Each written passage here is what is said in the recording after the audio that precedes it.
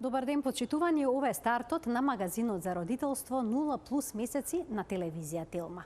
Кога ќе споменеме масти, некои помислуваат на маслиново масло, путер, сланина, животински масли, ореви, други пак на сирења, кисело млеко, авокадо. И едните и другите се во право. Се работи за различни видови на масти неопходни за функционирањето на организмот, особено за детскиот, кој што е во развој. При тоа има добри и лоши масти. Кои извори на масти треба да доминираат во исхраната на децата, ќе ни појасни Надица Илиевска, дипломиран нутриционист во Нутриционист консалтинг. Ќе погледнеме блок реклами, а веднаш потоа започува разговорот во студиото, кое што ќе донесем многу корисни совети и препораки во однос на исхраната и мастите во детска возраст.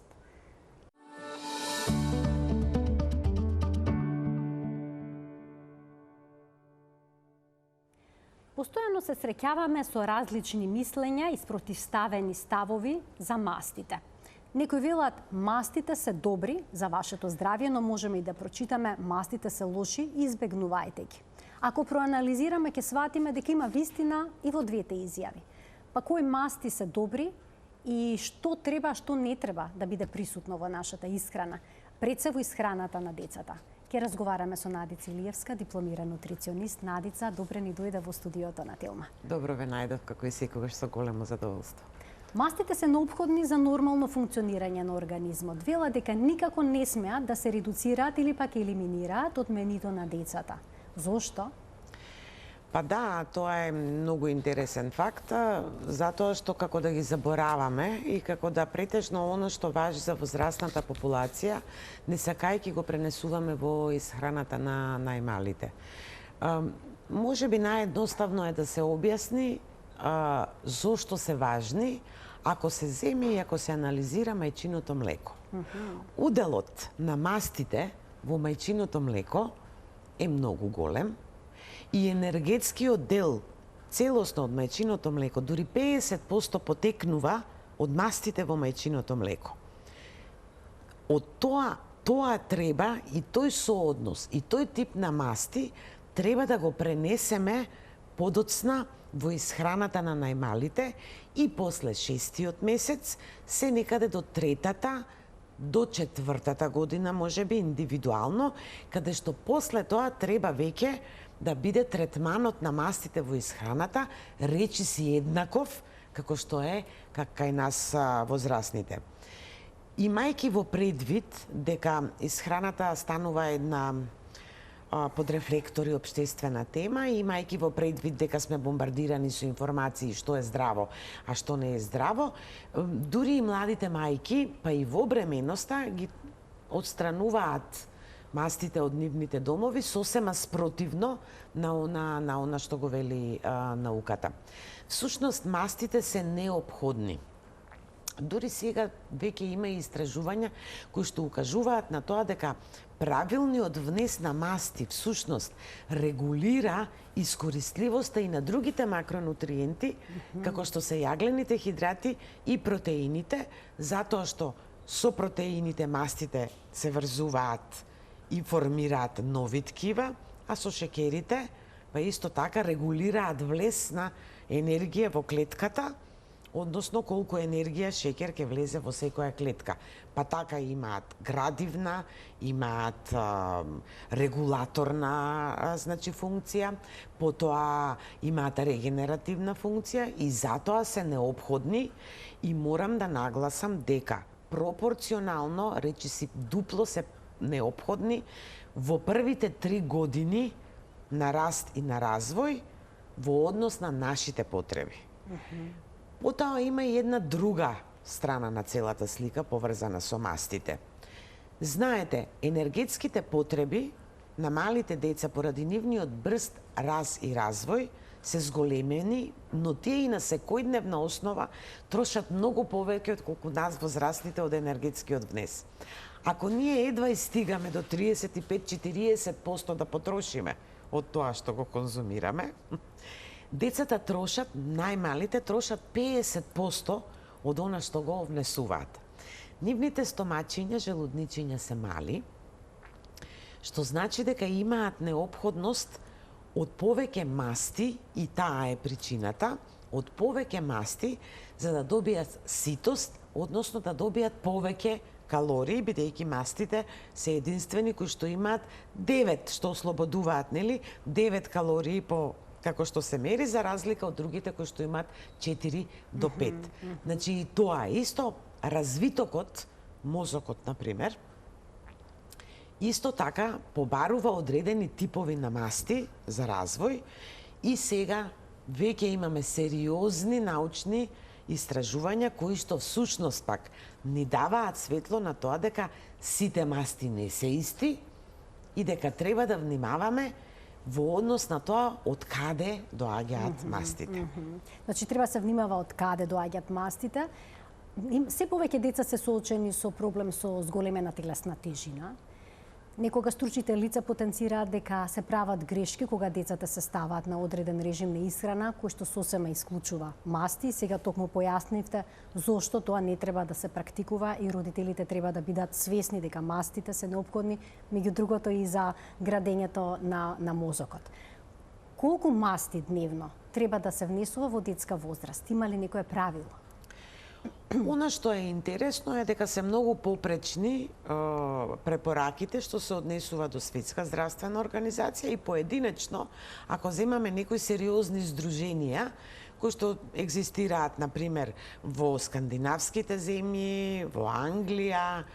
Ние на Балканот не можеме да се пофалиме со некои официјални препораки, вообичаено се огледуваме на другите, но ние треба да го имаме во предвид поднебието, па јас би рекла дека не можеме сосема да ги препишеме скандинавските препораки, затоа што тие се на поладна температура и таму се смета дека оксидацијата на мастите е поретка појава за разлика во нашите потопли краишта.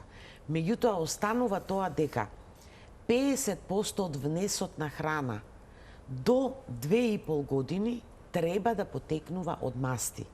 Да бидеме појасни, не треба, тоа не значи дека треба да бидат чисти масти.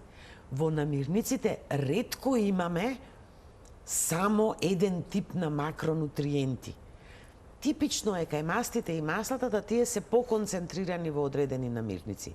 Но 50% внесот на масти во целокупниот енергетски внес не значи дека исклучиво треба да доаѓаат од чисто масни соединенија и препораките се сепак 35% да доаѓаат од намирници кои што се извор речиси само на масти, додека до 50% да бидат од оние намирници кои што се комбинирани со протеини, со билни влакна, што значи дека и тука треба да го правиме балансот.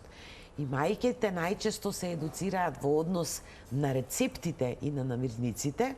Мојата препорака е да одат чекор наназад, да ги разгледаат макронутриентите и изворите на макронутриенти и така да го прават комбинациите во основа на тоа да ги прават менијата за децата. Ќе проговориме сега за добрите и лошите масти. Не сите масти се добри. Што значи некоја маст да биде добра за телото и зошто некоја друга е лоша? Во зависност од метаболичките процеси кои што ги поттикнува или учествува, одредени типови на масти и на масла ги сметаме за пријатни за нашиот организам, одредени, можам слободно да кажам дека доколку се добро контролирани во количините, ниту се посебно корисни, не се ни штетни, но има една група на масти кои што исклучително се штетни. Сега зошто, што би тука спаѓало во тие добри и лоши масноти?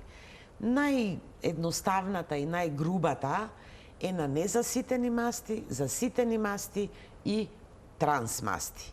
Во незаситените масти спаѓаат одредени растителни масла, како што е рибиното масло, заборавени масла, кои што ги се користеле на нашето поднебје, тоа се маслата од семки, од тиква, од сусам.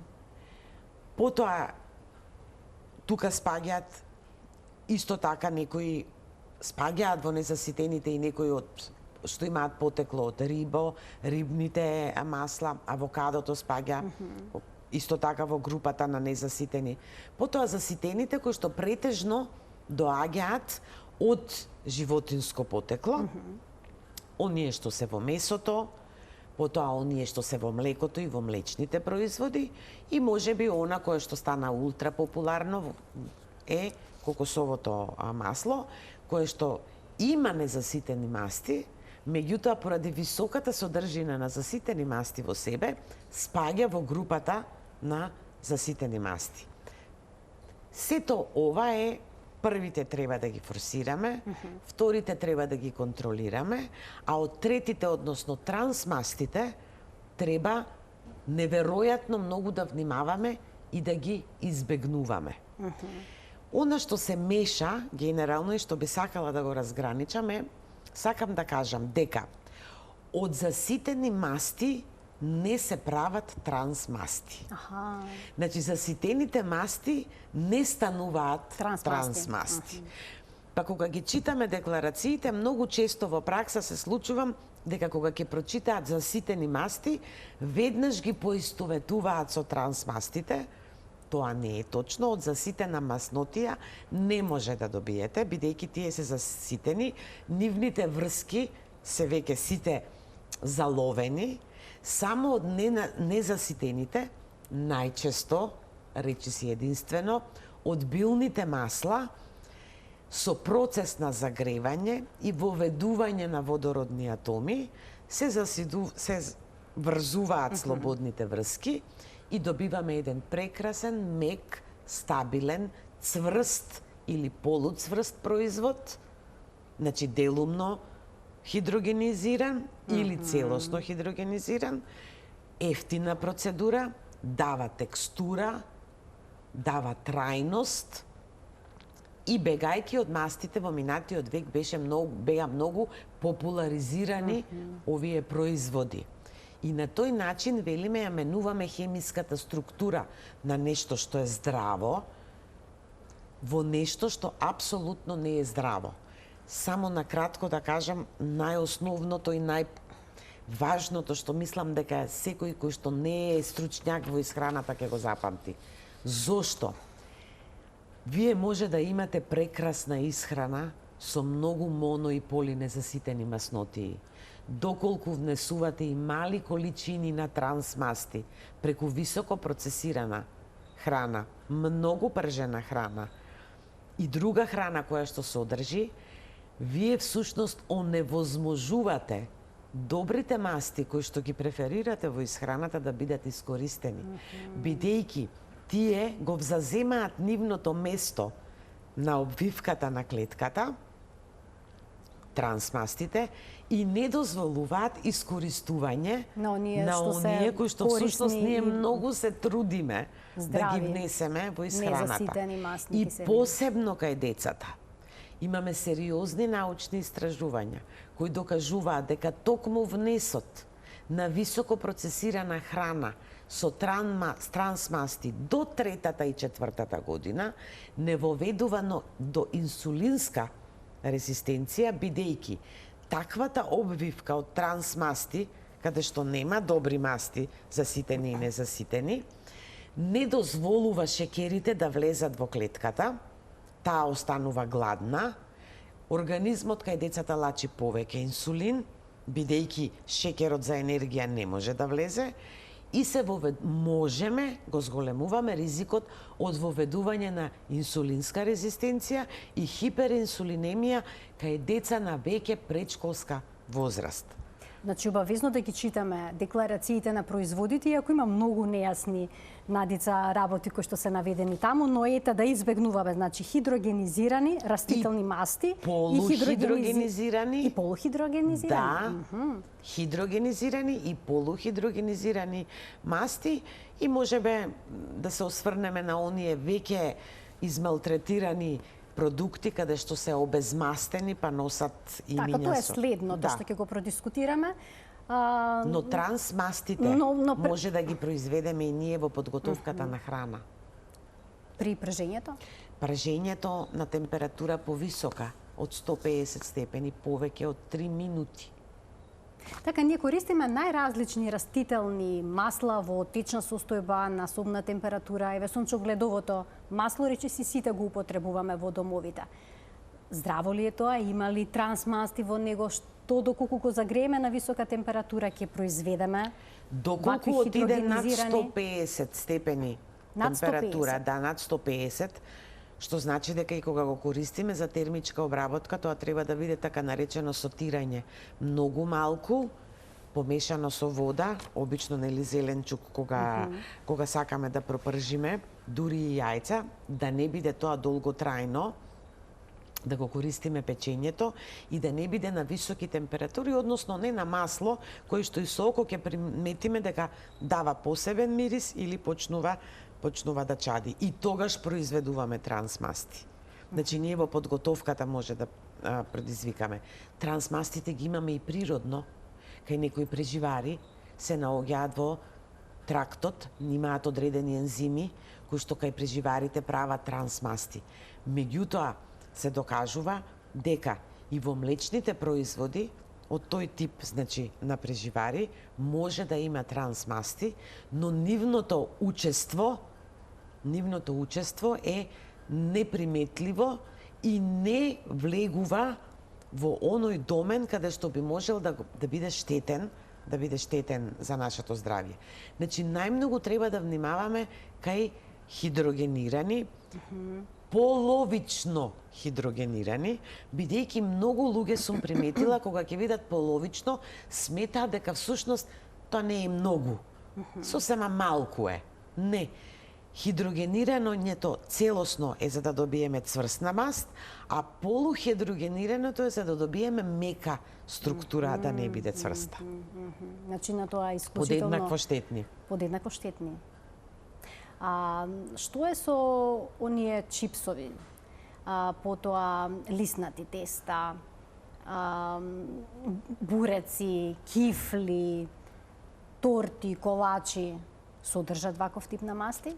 Да. Бидејќи обично зборуваме тука за шеќери. Секоја високо процесирана храна која што имаме во предвид да ја купиме, и кај чипсот, ќе ги спомнам детските пуканки кои што родителите ги ставаат, ги земаат готови, пакувани, потоа одредени високо процесирани, она што велам јас грицки, тоа се содржи хидрогенизирани масти, потоа веќе готово спремена пржена храна која што е третирана со палмино масло кое што е полухидрогенизирано.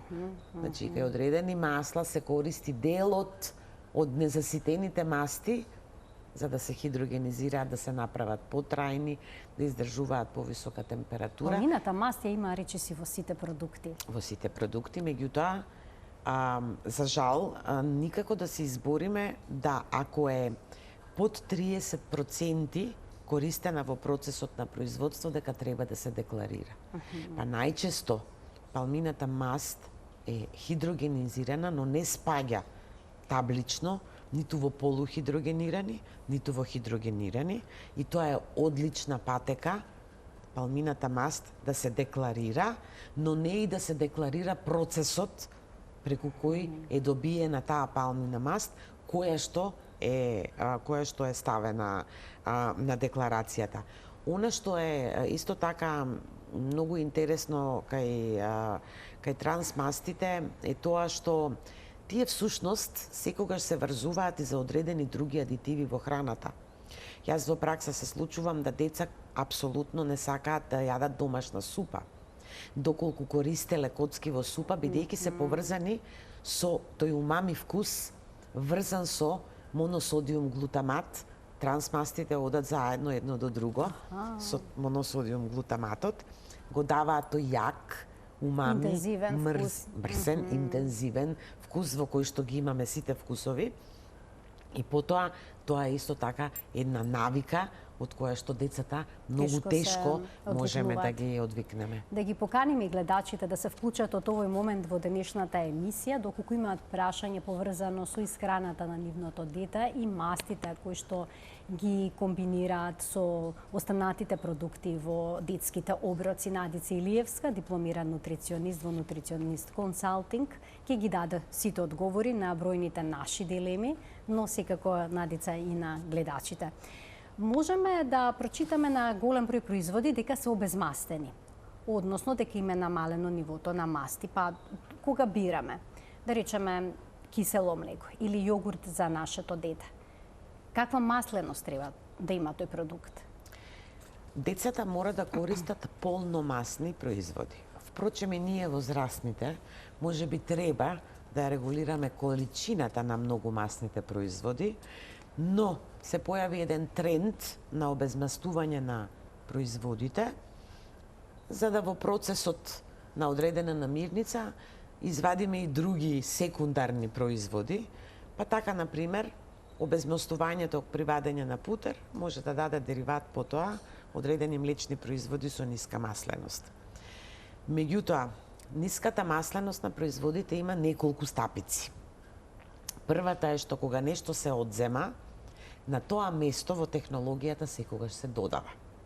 Многу често се додаваат хидрогенирани масти, посебно кај оние толку популарни растителни сирења и кашкавали, каде што, значи, но многу често се додаваат и јаглени хидрати. И сега што добиваме? Добиваме обезмастување, но внесуваме други материи кои што апсолутно се штетни за нашиот организам, кај децата забранети. Апсолутно не смееме да даваме обезмастени или така наречени лајт. Исто така, тие не даваат ситост. Ако земеме дека мастите се тие кои што даваат голема ситост, ние количински ни треба многу повеќе од овие лајт производите или обезмастените производи, за да исто така добиеме ситост. Што значи дека ќе изедеме повеќе, ќе заштедиме на масти, ќе добиеме храна која што не сакаме да ја имаме и уште на крајот ќе бидеме и гладни.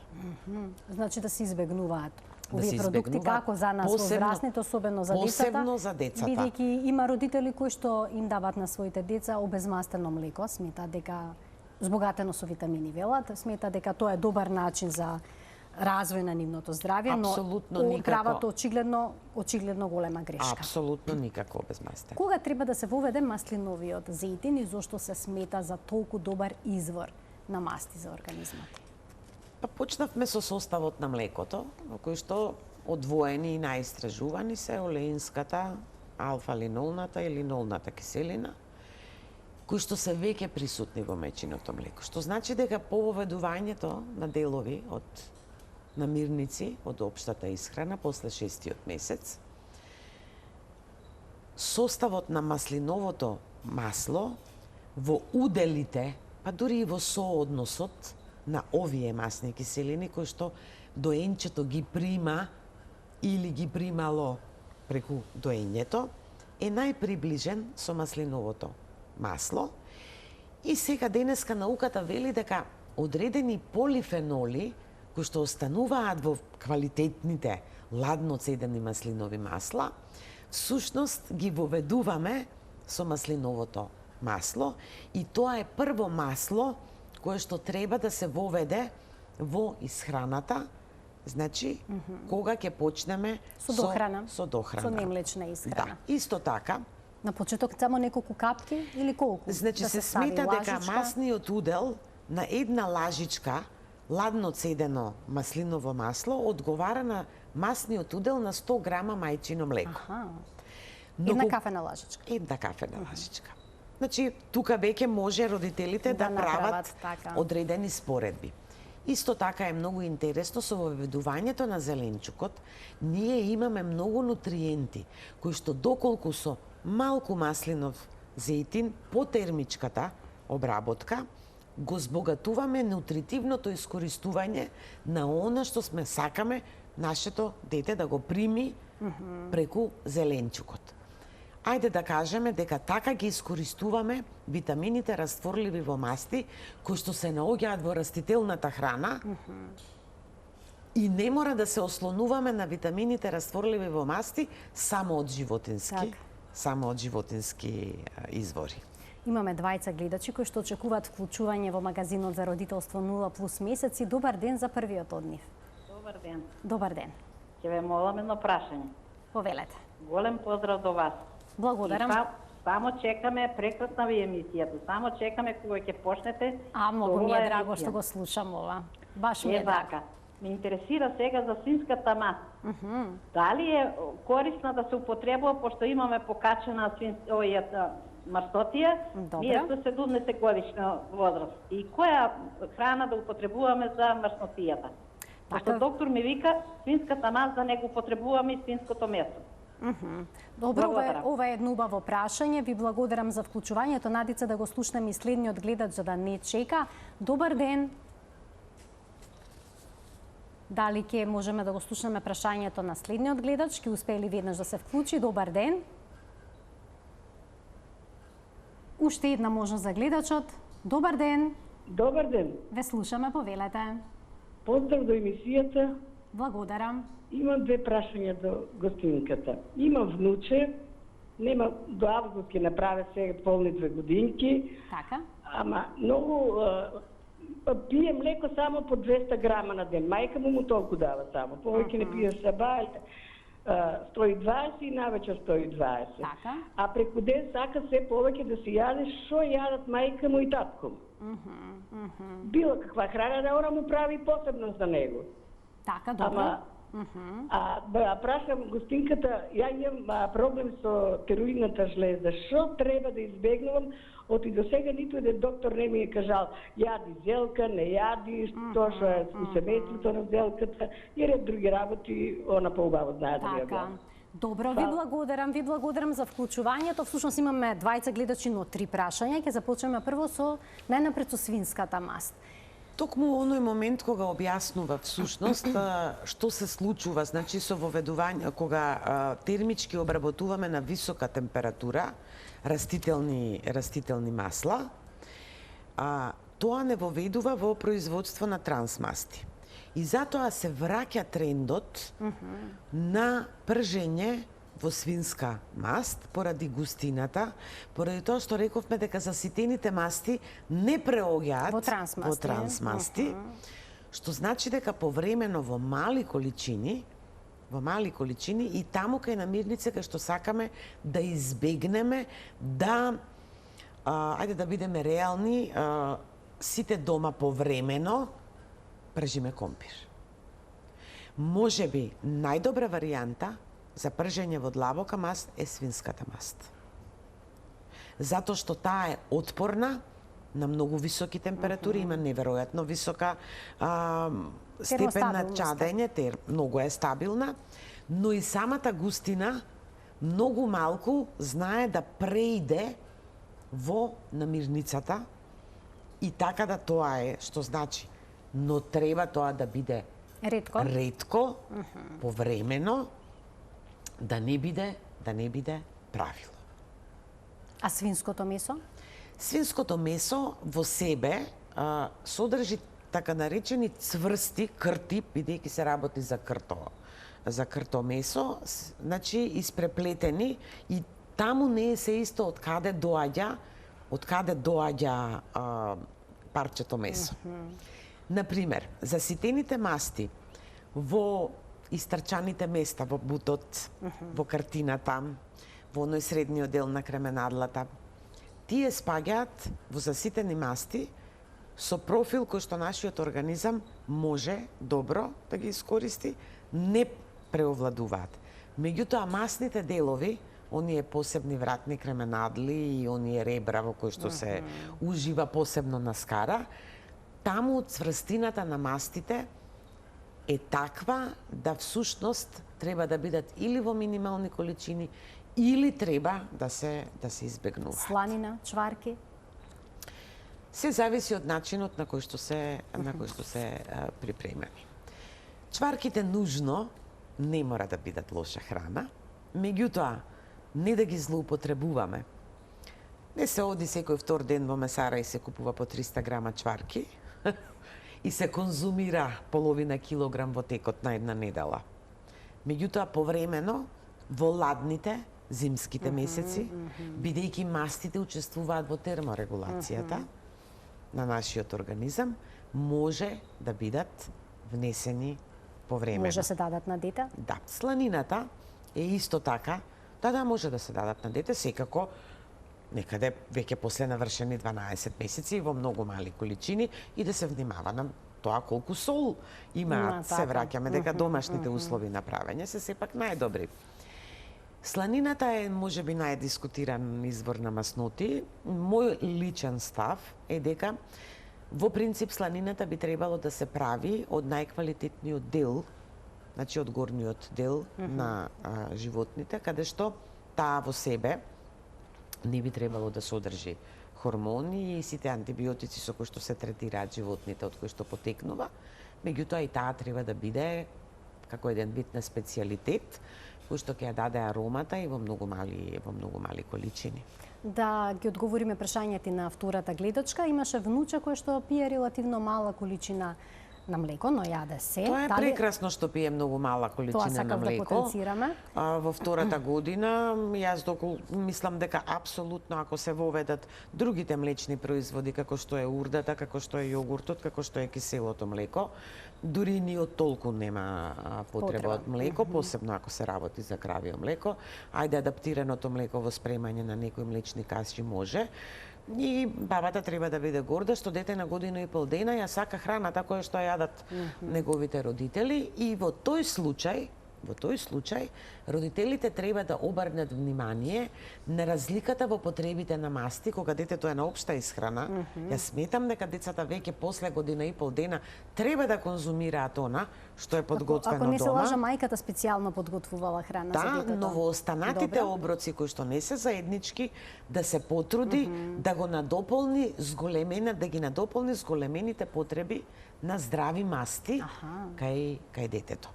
Значи, добра идеја е да се подготвуваат понекогаш и засебно одредени оброци за детето. Да, поготово ужинките може да бидат така. Заедничките оброци не ги исполнуваат сите критериуми. Да се додаде.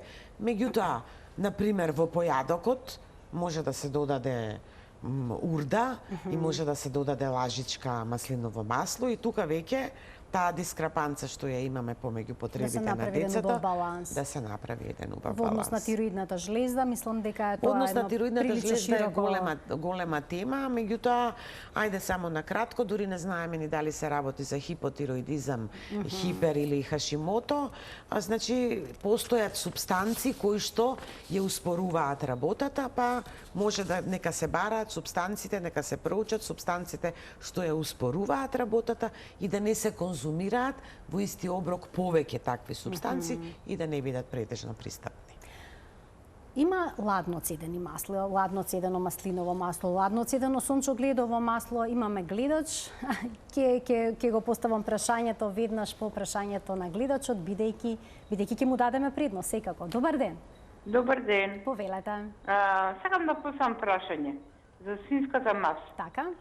Јас сум 60 години и порано ни мачкале масно лепче, па црвен пипер.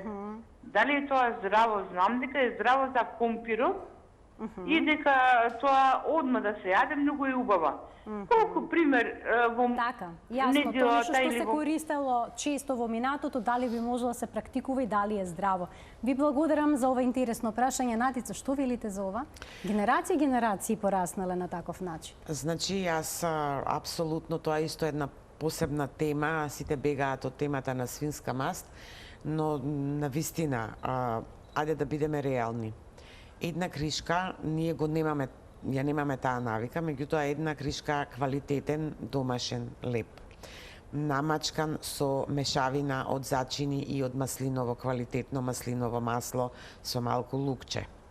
И една кришка леп намачкана со свинска маст, која што претходно е изматена, зборуваме за децата. Која што претходно е изматена во вода, во ладна вода.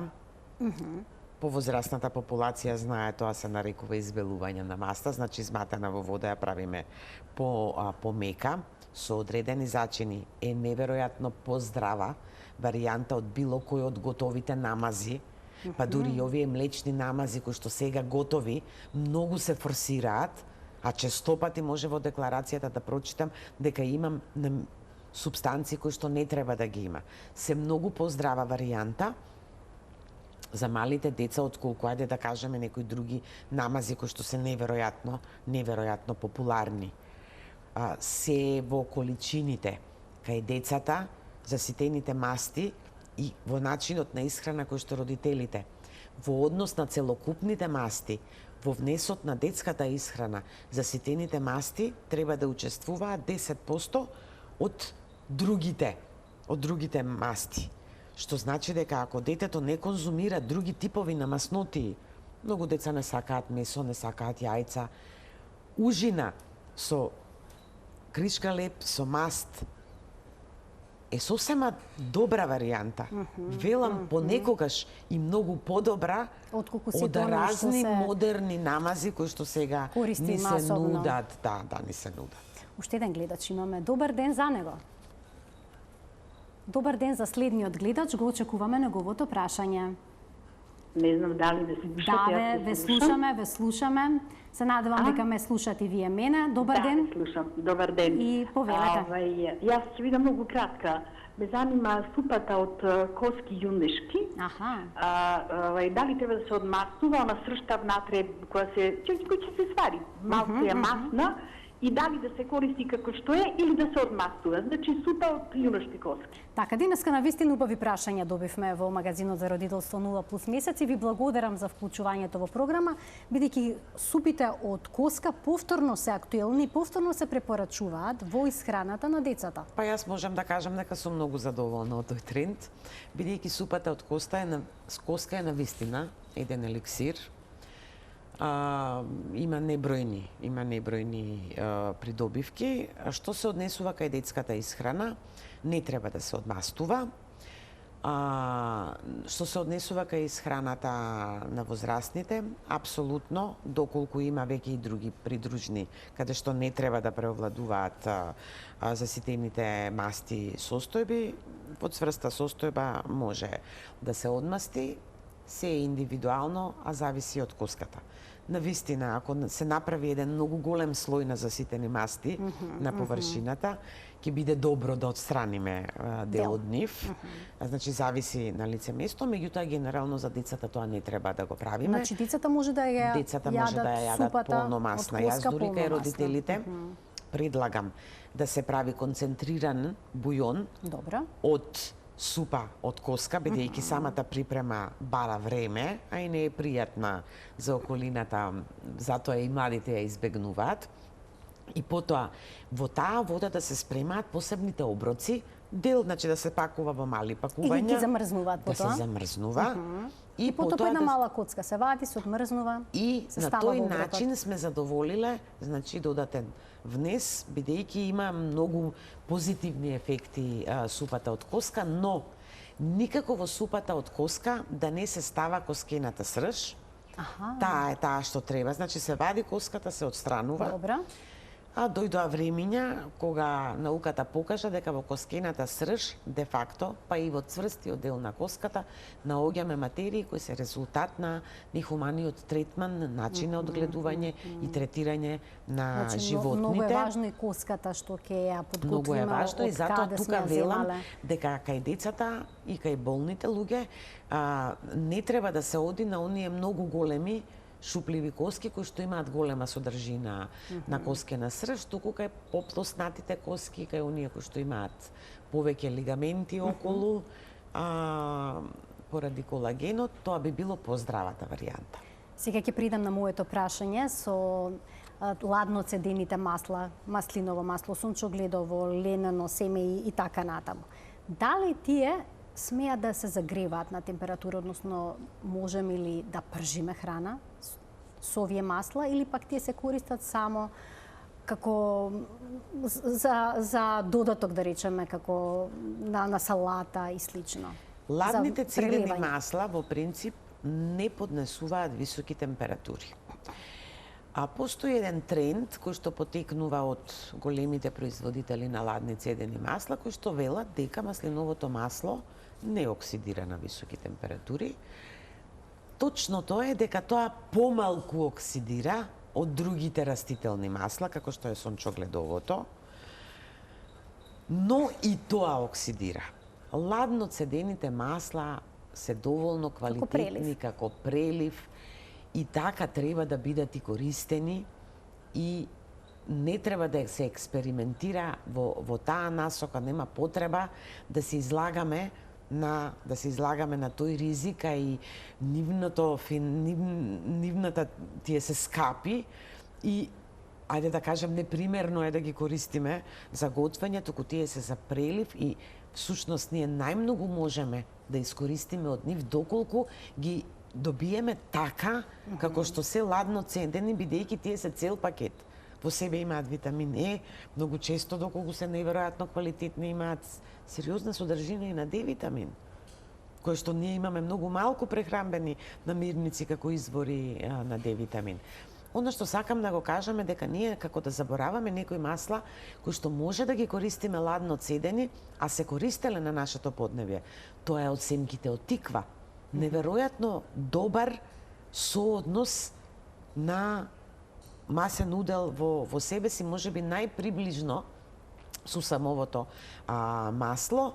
Исто така и тие треба да бидат внесени во детската исхрана, најмногу поради тоа, ради нивната специфична арома, да на некој начин воведуваме и ширина во однос на, значи, што порано ги внесеме сите видови на текстури, сите видови на вкусови и ароми, тоа понатаму даваме, значи, во текот на растењето да прифаќаат по разновидна храна.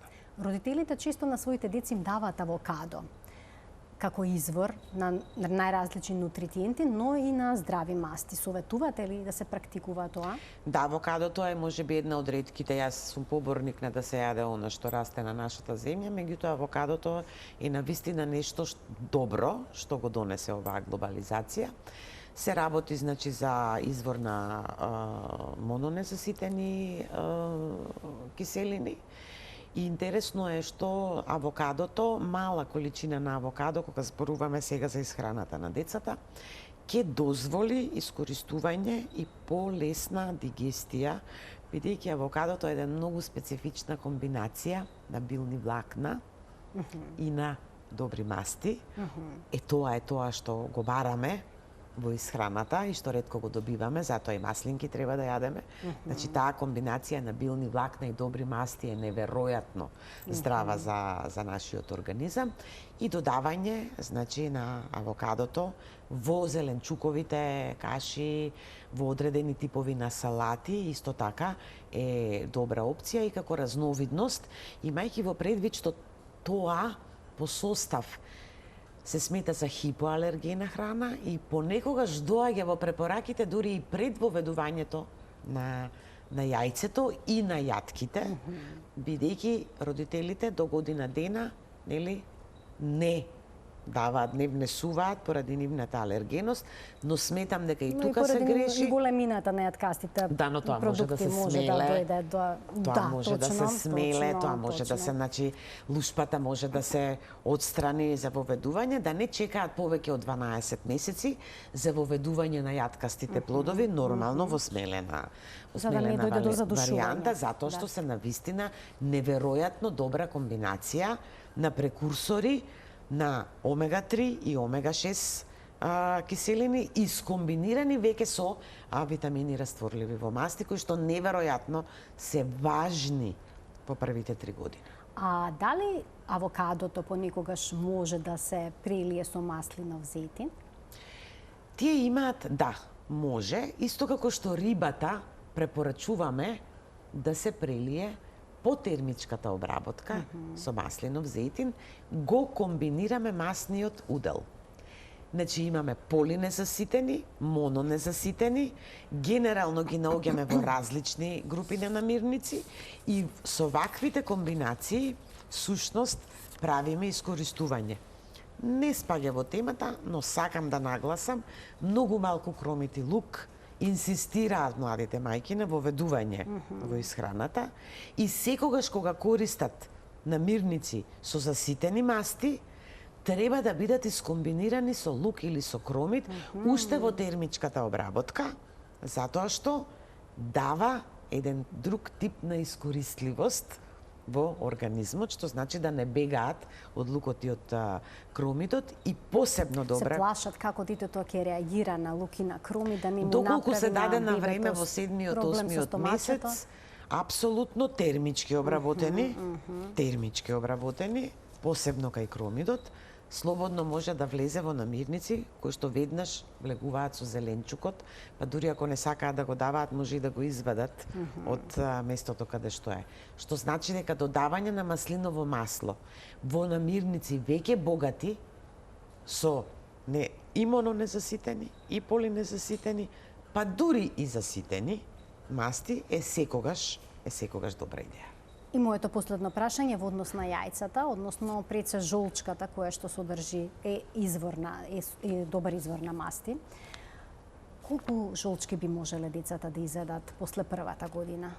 Знаеме дека до првата се внесува во мала количина. Во текот на втората година потребно е на неделно ниво 4 до 5 дена да се внесе по едно јајце.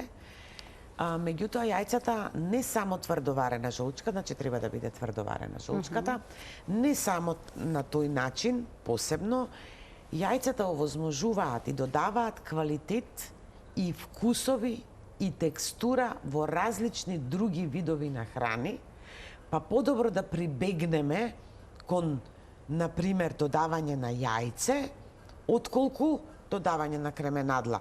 Карикирам. Или, например, да се големите, високо, например, кајмакот, исто така кој што е дозволен кај децата, меѓутоа, тука можеме да играме, ја жолчката од јајце е неверојатно важна поради една маснотија која што е холин и која што сушност е неверојатно важна, исто како омега-3, кои што се неверојатно важни, и овие типови на масти од рибата, од маслиновото масло и од жолчката, неверојатно се течни, многу брзо и лесно влегуваат во циркулација и одат таму каде што се потребни. Тоа е можеби нивното најголемо богатство. Надица, оваа тема е неисцрпна. Имаме уште многу работи за кои што би можеле да дискутираме, но ова беше сршта, она што беше клучно и најважно да знаат родителите кога станува збор за мастите, пред се добрите масти кои што се неопходни во исхраната на нивните деца за да бидат тие здрави. Па се трудиме. Секогаш е така, останува нешто недокажано за да биде кажано следниот пат. Така, секогаш е задоволство да се разговара. Се надевам дека следниот пат ќе биде наскоро. Исто. Почитувани, тука го заокружуваме денешното издание на магазинот за родителство 0+ месеци. Ви благодарам за вниманието со кое што не следевте. Ви посакувам пријатен ден.